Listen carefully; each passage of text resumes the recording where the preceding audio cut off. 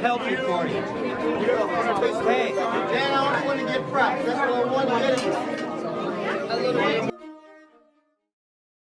At the Chopped Open Your Basket Challenge, 4 contestants will have 30 minutes to create a delicious entree using these 4 mystery ingredients.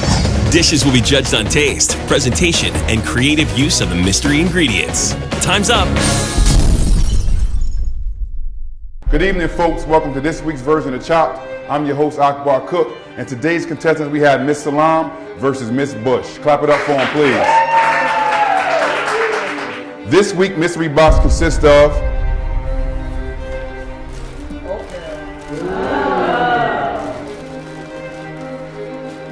pasta sauce, rotini noodles, tuna fish. So I will explain the rules to the game. First and foremost, you have 30 minutes on the clock to cook these 4 ingredients and make them the highlight of your dish. Are there any questions? Sit. Right? Yeah. So Miss Salam looks like she's starting with the rotini noodles. So why are you starting with the noodles first? We can't hear you. They're going in the oven. Oh, the noodles are going in the oven, so you gotta boil them first? So you're boiling them to go into the oven? Boil them first before they go. I mean, speak up. You're supposed to be the master chef. So, Miss Bush, what do you have going on right here?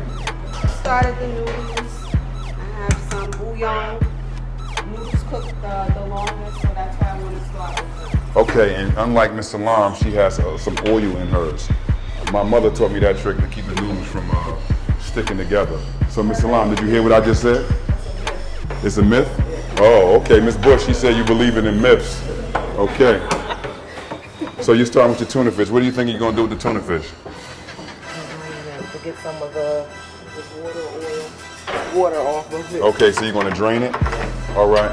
Let's see what Miss Bush starting with. Miss Bush also has the tuna fish. What are you doing with the tuna fish, Miss Bush? So you're both draining, so it's similar. So we got 2 drainage going on right here.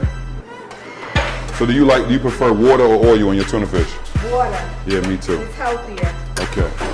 Yet you put oil in your noodles. You went to culinary school. They teach you how to do it that way? Not necessarily. Oh, okay. So this is your own home method right here? Different folks, yeah. Different strokes for different folks. You heard that, Miss Bush? So, Miss Holder, your mom, I'm sure you cooked before. Have you heard of that myth? You put the onions in cold water? I absolutely do, to keep my eyes from tearing up. Oh, wow. So let's clap it up for Miss Salam for knowing what she's talking about. All right. So Miss Strong, you a mom as well. Do you put oil in your noodles to keep them from sticking? No, I don't, because I believe It's a myth. Let's clap it up for Miss Bush. Okay. GT. So what would you be doing with this basket? Tell me something, an idea that comes to your head. I'm combining all the ingredients and trying to make my best dish. And what's your best dish? Spaghetti. Since they have noodles, you know, it's pasta. So you at your house you cook spaghetti with tuna fish? No, I don't cook. My wife does the cooking. But she watches the show Shop at Home, and she's a very good cook, and I'm confident that our chefs are going to bring their best. All right. So Pastor Paul, so the Italian of the crew, right? So what would you do with this dish, or this basket? We would never allow canned tomatoes in our house. Okay. So whatever they do with it, we know that it's an expertise they have to make something good out of that. All right. Thank you, sir. So you're going to sweat your onions? And what else? You're going to do something with the peppers? You're going to do peppers and onions? You're going to sweat them out? All right. So tell me about sweating, because I always watch the show and I see people talking about sweating. What does sweating consist of? It's basically like you cooking the onions but not frying them. Okay. Like almost like you're steaming them a little bit. Okay, until they become translucent, right? Right. You can tell I watched the show. Right. All right. So let's talk about some of the things that's in your secret packet right there. Those are breadcrumbs, Okay. sauteed breadcrumbs with some Lipton onion soup. Ooh. That sounds tasty. This is something you do at home? Well, not with tuna, but with salmon. Okay. Okay, so I take it you're going to be doing a salmon cake type of deal. So what we doing with the eggs? We're using it as a binding agent? Yes. Okay. Exactly. With the breadcrumbs. Yes. Should have been here last week with the Cheerios. It'd have been awesome. So this looks like once the pasta sauce is used, you have all of your ingredients taken care of. You hear that, Miss Alam? She's going to use oatmeal as her binding agent. I'm wondering what you're going to do with the oatmeal. I don't know if grease boil. Grease doesn't boil, right? Miss Alam, what does grease do? It's fries? It gets hot. So Miss Salam is going with the tuna fish in her sauce. So what are you trying to accomplish with this sauce with tuna fish going in it? Okay, tuna fish casserole. So you did tuna fish 2 ways. You hear that, Bush? You did tuna 2 ways? All right, and you have a meatless sauce. How do you think that's going to compare? It's healthy, but it's going to be, delightful. Okay. So I think it'll be excellent. All right. Pasta salad with tuna fish in it? Yeah. You don't do that at home though, right? People do. I say you. No. 10 minutes! So, Ladies do. you put tuna fish in pasta? You've done that before? Yeah. Nah, we have a tuna fish casserole. I have that. I said tuna fish with ragu sauce. Not with the ragu. Yeah, that's what I said with ragu sauce. With the pasta, yes. I grew up on tuna fish casserole. How about you, Miss Holder? I haven't done it, so I'm curious to see how it turns out. Do you think that's risky?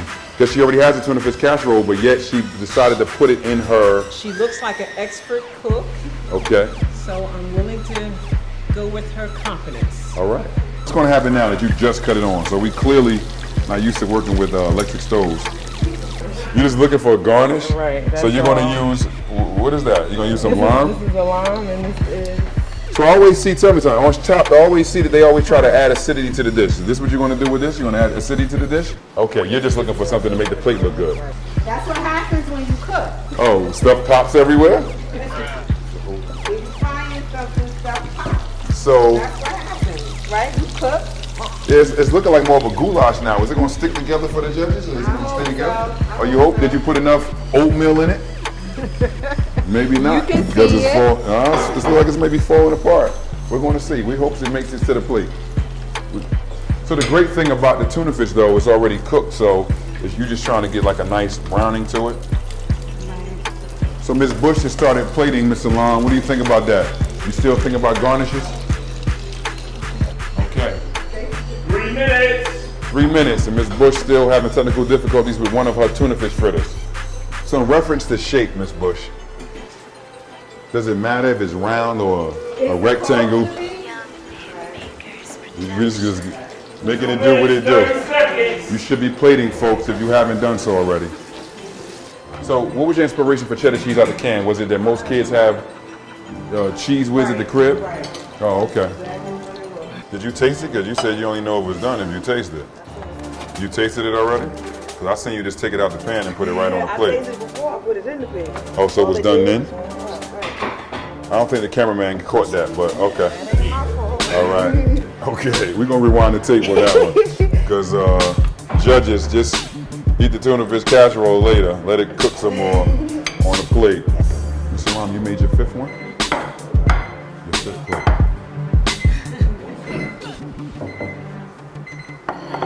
Time! Clap it up for him, clap it up for him. Finley. So first, I would like to congratulate you ladies for completing your dish in enough time. Let's clap it up for the ladies. So Ms. Salam, please tell us the dish you prepared for us today. I made a tuna casserole. My grandmother used to always make it. She used real cheese. But I had to work with what I had. For the other dish, it's just a tuna pasta. Clap it again for Ms. Salam, please. Ms. Bush, can you explain the dish you prepared for us today? Tasty. Had that southwestern mix with the tomatoes and the corn and the vegetables and the onions. Very tasty. I like the texture. A little crunchy. You can taste a little bit of the cheese and some of the oatmeal, and definitely tuna fish. So just a thumbs up.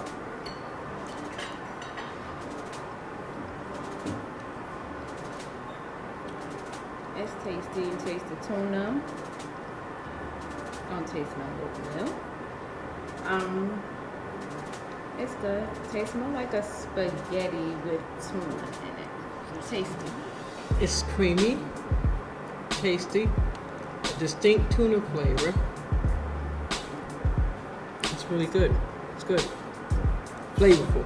For us today. I prepared pasta and tomato sauce with Parmesan cheese and a tuna fritter.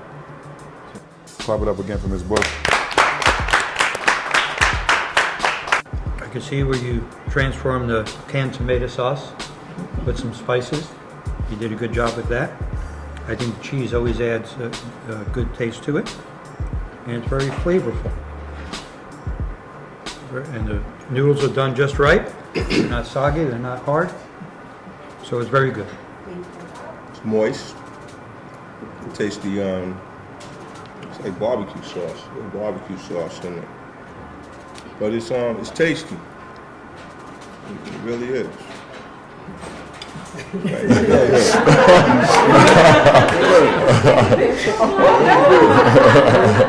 It's good, very flavorful. In the same family as a salmon cake, something different. Never had it before, but very good.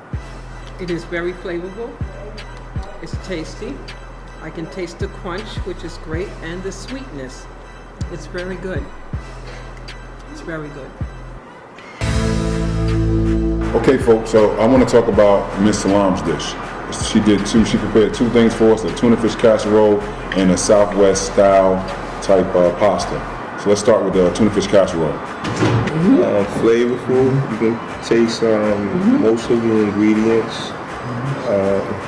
What's my take? I think the oatmeal more was just a garnish on top rather than integrated into the meal. But I think she had a very great presentation with the Southwestern style and the garnish on the side. I think she made a very good presentation of her plate. The tuna fish casserole I found to be very flavorful, very tasty, and with the cheese sauce, I think that gave it a robust flavoring and coloring.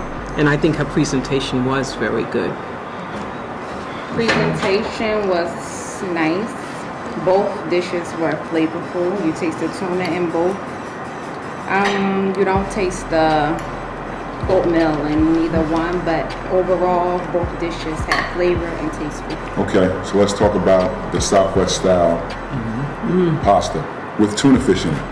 I think that was the strength of her plate. It was very spicy and flavorful, a good mixture, colorful.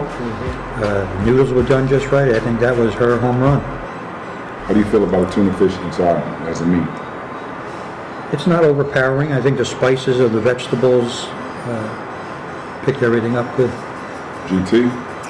Colorful, tasty, but it was okay. If I had to choose one of the two entrees, I would go with the tuna casserole. Okay. Very tasteful and different. I guess you could use it as a meat like any other meat people put in the spaghetti family. The Southwestern style was good with the corn. Overall good. I think it was good. A different space, Southwestern style with the tuna in it, but it was tasty. It was very tasty. Let's start with you, DT. You had a lot to say about the fritter, so tell me about the fritter. The fritter was excellent. It was something different. Reminds you kind of like a salmon cake. Okay. It's very tasteful. A lot of space left on the plate, but that doesn't matter for me because garnishes, I'm going to get rid of them anyway. Okay. But it was very flavorful, and you can taste the onion in it, the barbecue sauce, and it was really moist. I think it had a great texture, great mix, but it really has such a robust flavor. You can taste the onion, you can taste the ingredients, and it's very good. Seasoned very well. Cooked just right, not dry, very moist, and very flavorful, good. Well, unfortunately, mine broke apart, so it didn't look good, but it tastes delicious. Again, it is nice and moist. I didn't taste the oatmeal too much, but the spices in it were very flavor, brought it out. Very good. Her pasta was just average.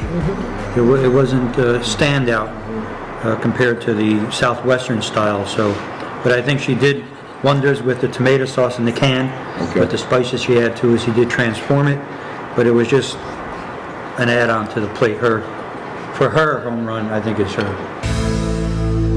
Welcome back. We're going to talk about the dish right now. Ms. Strong. So with Miss Salam, 2 pasta dishes, they were both very flavorful. You didn't taste the oatmeal in neither one. The presentation was awesome. And with Ms. Bush dishes, her fritter was awesome, very flavorful, moist, cooked to perfection, but her pasta didn't have much going on. So let's find out who's chopped.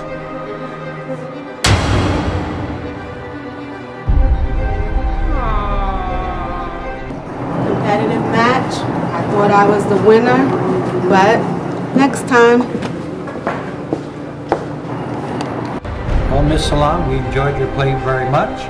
Your home run was that southwestern style pasta with the tuna. It was very flavorful, very spicy. They just lifted our palates to new heights. And your presentation, you presented your plate very well with the garnish. It was just a beautiful plate to see and delicious to taste. So thank you very much. Ms. Salam, that's why you're our chop champion for the week. Let's clap it up for Ms. Salam. John J.